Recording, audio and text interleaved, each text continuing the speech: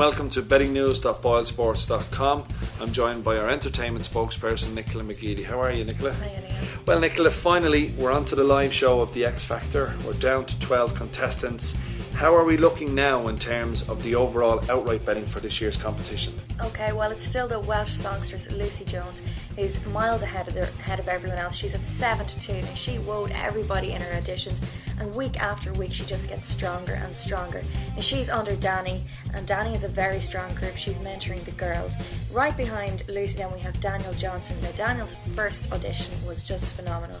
He took everybody by storm. He's 9-2 in the betting to win, but I think he's peaked. He peaked in his first audition, and since then his performances have just been going down and down in everyone's estimations, and he doesn't have the wow factor anymore.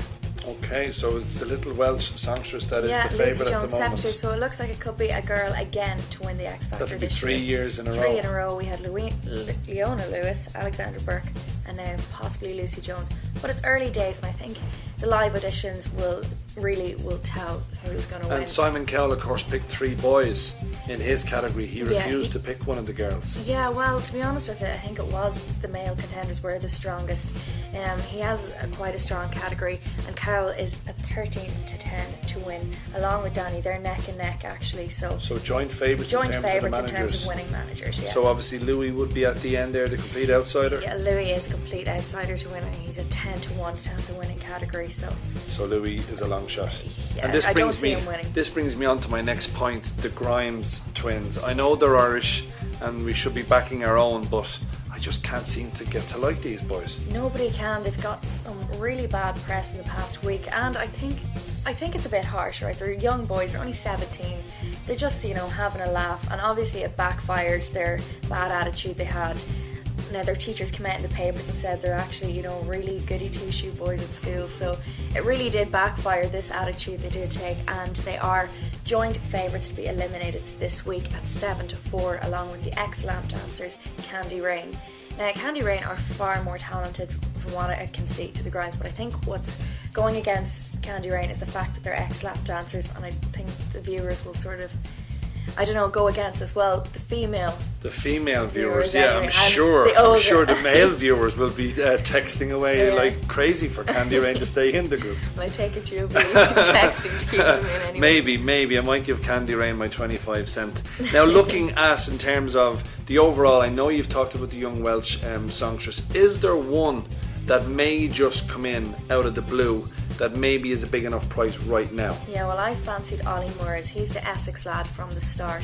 He's more of an entertainer. He's like a young Robbie Williams, I think, and he's 7-1 in the betting, and he's definitely one to watch. Okay, so there you have it. You've got an outsider, and you've also got the young Welsh songstress as the jolly. And finally, Nicola, we're going to switch over from ITV/TV3 to the BBC. Strictly Come Dancing. That's been on a couple of weeks now, live shows, so it's a little bit ahead of the X Factor. How are we looking now? Which 2 do you think will be in the running to get eliminated this week? Okay, well, there's 13 celebrities remaining, and they're all going to be out to woe the judges this week.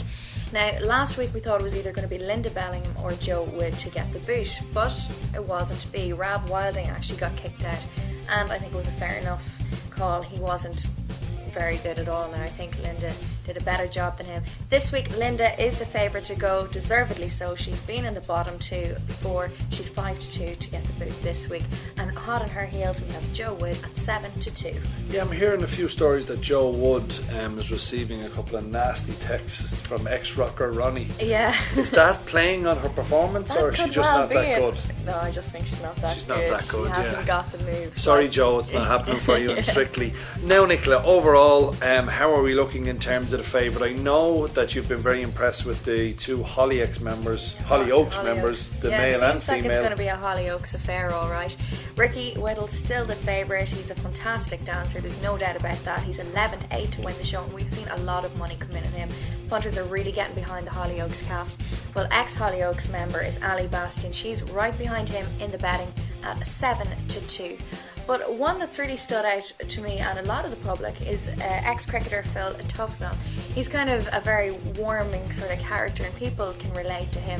He's 12 to 1 and that's definitely a good bet. He could be the dark horse in the competition. He does seem to be, Nicola, getting better with every week as it goes along, and Tuffers, as he's known, a lot of the ordinary person at home would love his kind of comedy and the way he goes about things. He's not your typical ballroom reality TV. He's not even your typical cricketer. No. When he used to play cricket, he used to do a lot of crazy stuff, but I think that's why people like him. So yeah, he could exactly. be your outside bet. I think he's an outsider at 12 to 1. He's definitely not to be ruled out. So there you go, Phil Tufnell, 12 to 1, maybe as an outside bet.